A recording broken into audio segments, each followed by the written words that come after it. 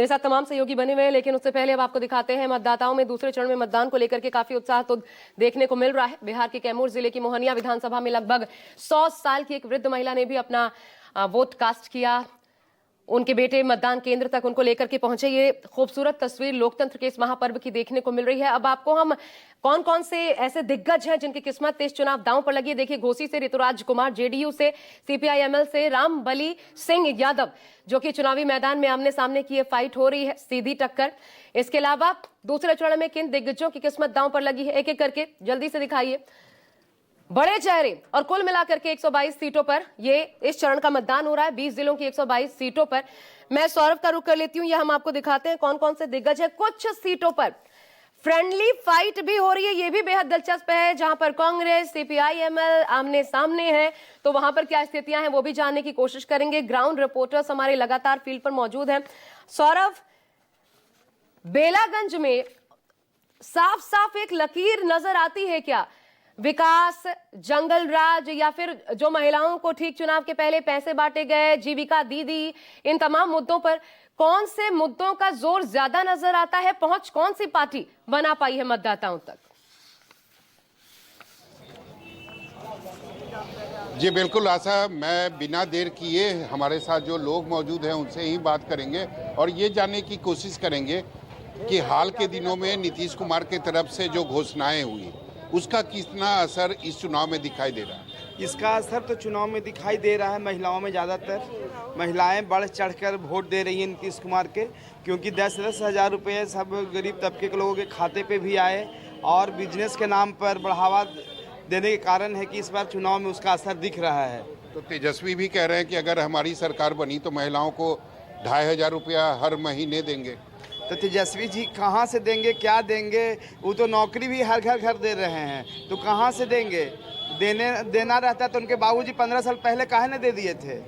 ये बताइए, बेलागंज में इस बार क्या समझ में आ रहा है स्थिति? बहुत अच्छा है, बहुत अच्छा है। विकास के साथ लोग हैं, विकास जो करेंगे उनके साथ ही है सब। तेजस्वी बदलाव की बात कर रहे हैं। बात उनका जुमलाबाजी है, जो भी बात बोलते हैं जुमलाबाजी ही लगता है हमको। विकास जो करेंगे उनके साथ ही जनता है। और भी कई लोग हैं, बात करेंगे और ये जानने की कोशिश करेंगे कि बेलागंज के जो लोग हैं वो क्या सोचते हैं इस बार। ये बताइए, चुनाव में क्या समझ में आ रहा है? समझ में आ रहा है और ये निकल रहा है, बदलाव होगा, एकदम बदलाव होगा।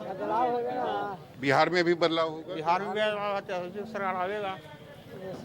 ये नीतीश कुमार जो कहते हैं कि हमने खूब विकास किया है, वो नीतीश कुमार कहते हैं तो अब करके तो चल ही गए, तो अब ठीक है किए।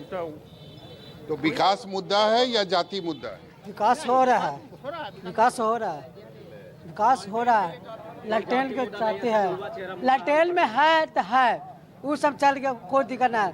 अब नहीं आएगा सरकार ऊपरे तवेसी अरब के का बेला में का करा, कितना साल से करा है? मोरो ना देवी 35 साल से करा। क्यों तेजस्वी यादव की सरकार हो रहा है? 15 साल से हो रहा है तवेसी सरकार, का नहीं हो रहा? बेला काहे नहीं हो रहा? क्या करा, क्या करा? सब सरकार बदलाव होगा। यहाँ पे युवा है, ठीक है ना, और युवा को देखना चाहता है। प्लस में जो भी गरीब गुरबा है, तबका है, ठीक है ना, वो तेजस्वी पे आस लगाए हुए हैं। वो कुछ जो आएंगे तो कुछ नीचे तबके के लिए भले करेंगे, ठीक है। युवाओं को उम्मीद है, तेजस्वी युवाओं को उम्मीद है, और ये सरकार से खाली स्वर्ण जाति का उम्मीद है। बाद बाकी उससे जो नीचे कोई भी कास्ट है उसको कोई उम्मीद नहीं रखा हुआ है, ठीक है। बेलागंज में यादव और मुसलमान मिला के 1,20,000 के आसपास है। देखिए सर, पिछला बार यादव भी नहीं दिया, मुस्लिम भी नहीं दिया 1 साल पहले। क्यों?